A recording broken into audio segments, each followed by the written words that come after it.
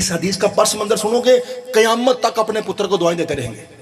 नबी पाक को बुखार था और आज सरकार हमारी 11 अम्मी जान में से आज बारी थी हुजरा हजरत आयशा रजी अल्लाह तआला अन्हा की। वहां सरकार लेटे हुए थे चादर लेके। हजरत अबू बकर आए सरकार की अयादत के लिए, तिमादारी के लिए, जिसमें हमारे जमाने में कहते हैं पता लेना। तो जैसे हजरत अबू बकर आए तो आपने सलाम किया और आप आके नबी पाक के पाँव वाली जगह पे बैठ गए।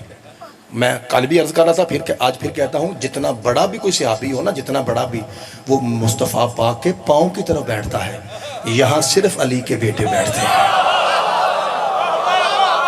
सदके जा बाबा जी, अंकल जी, हमारे पास हर चीज का जवाब है। खुदा कसम दिल्ली के साथ है। क्या आप में से किसी भाई को पता नहीं है कि बोल टेलीविजन पे डिबेट हुई थी रमजान में? तो 3 उलमाए किराम थे हमारे बरादरान इस्लामी के और एक सैयद थे। और ये तादाद आपको पता है, ये तादाद बड़ी पुरानी है।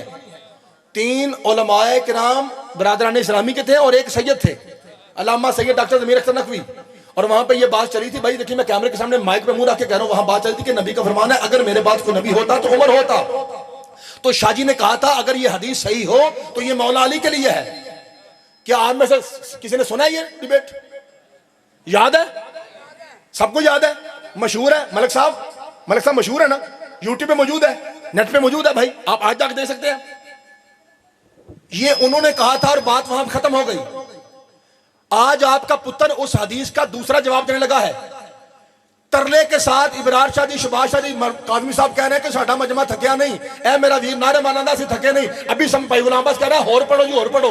आज मैं देखता हूं सरफराज भाई थके हैं या मुझे एक लफ्ज कह के सलाम करके चले जाना चाहिए।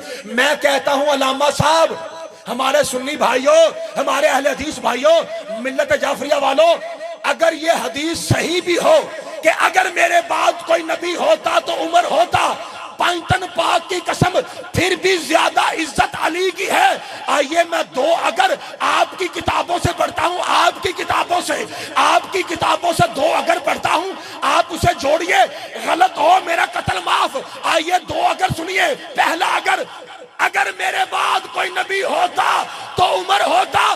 वही उमर कहता है अगर आज अली ना होता तो मैं हलाक हो जाता।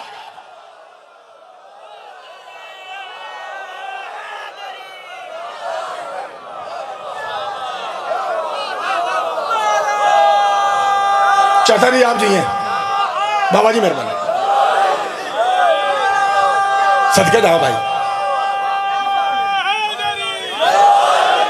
मालिक आपको सलामत रखे। मेरा जी चाहता है, जितना अच्छा माहौल आपने बनाया, मेरा जी चाहता है 4-5 मिनट और हो जाए भाई।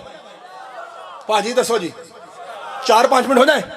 मालिक आपको, अल्लाह आपको सलामत, चूंकि बड़ा अच्छा सुन रहे हैं आप, तो मेरा जी चाहता है 2-4 फिक्रे और हदिया करूं। अच्छा, तो सरकार आए बाबा जी इजाजत के लिए। और छोटा पुत्र बेटा भी देख लो, फिर बार बार पुत्र आपको कहा जा रहा है, पुत्र बार बार आपको कहा जा रहा है, बेटा बार बार सिर्फ आप कह रहे हैं, बाकी सारे बच्चे ठीक बैठे हैं, आप नहीं, बेटा जरा चुप करिए। अल्लाह आपको सलामत रखे। अब मेरे ख्याल है भी 4 या मतलब 3 का लगता है मुझे, 3 साल का ही। बेटा मेरे तरफ देखो, पुत्र मेरी तरफ क्यों नहीं देखते आप? आपको लगता है कि मेरी शक्ल डरावनी है? डरत है? नहीं पुत्र, इतना बसूरत नहीं हूं मैं। इधर देखो मेरे, हाँ मेहरबानी, अल्लाह आपको सलामत रखे। लो जी सरकार जरा सर उठाइएगा। हजरत अबू बकर दाखिल हुए, तो जैसे दाखिल हुए एक लफ्ज़ हजरत अबू बकर के नाम में देखिए बरकत कैसी है कि एक लफ्ज़ और दिन में आ गया। आपको पता है कि जब मौला अली बिस्तर पे सोए थे तो गार में कौन था साथ? अबू बकर है? और आपको पता है कि रास्ते में हुआ क्या था? रास्ते में हमारे भाई कहते हैं कि हजरत रसूल पाक ने हजरत अबू बकर को कहा कि आप नीचे बैठिए, मैं आपके ऊपर बैठता हूँ, ताकि जब खोजी पीछे आएगा तो वो आपके निशाने कदम देखेगा, उसे पता चलेगा कि यहाँ से अबू बकर गुजरे हैं, नबी नहीं गुजरे, तो वो ऊपर बैठ गए।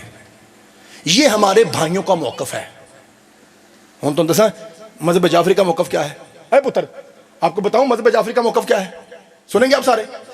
ये उनका मौकफ था भाई, जो मैंने पहले कहा, ये उनका मौकफ है। शियों का मौकफ सुनिए क्या है।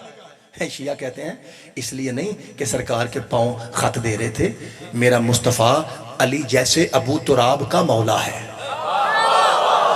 अगर मेरे मुस्तफ़ा जमीन से कहते खबरदार मेरे नक्शे पा जाहिर ना हो, उसे तुराब की जुर्रत है? भाई तुराब की औकात है अबू तुराब के आका के सामने? तुराब की औकात ही क्या है सजदों के सामने?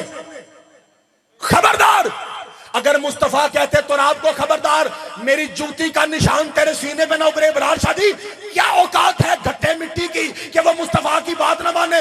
ला इलाहा इल्लल्लाह मोहम्मद, सारे बोला मोहम्मद रसूलुल्लाह। मौलवी साहब अली वलीउल्लाह की कसम, रसूल हजरत अबू बकर पर इसलिए बैठे थे कि खबरदार मेरे बाद ना कहना सब एक जैसे हैं, जिन पर मैं बैठूं वो और है, जो मुझ पे बैठे वो और है।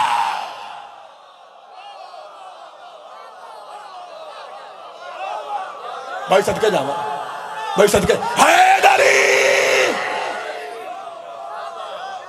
बाबा जी मौला आपको सलामत रखे। मेरे इतने सारे सुन्नी भाई बैठे हैं, एक सुन्नी भाई भी हाथ खड़ा करके ये कह सकता है कि मैंने किसी की तौहीन की है? कुरान की कसम नहीं, कायनात की इज्जतें सईदों की जूती के नीचे हैं। मेरे हजरत अबू बकर आए और नबी पाक की जूती वाली तरफ बैठ गए। कुछ देर के बाद सरकार दो आलम ने अपने रुख अनवर से हिजाब को हटाया, काली कमली को उतारा। हाँ, काली कमली सारे कहते हैं और कहते हैं काला रंग मुनासिब भी नहीं है ना।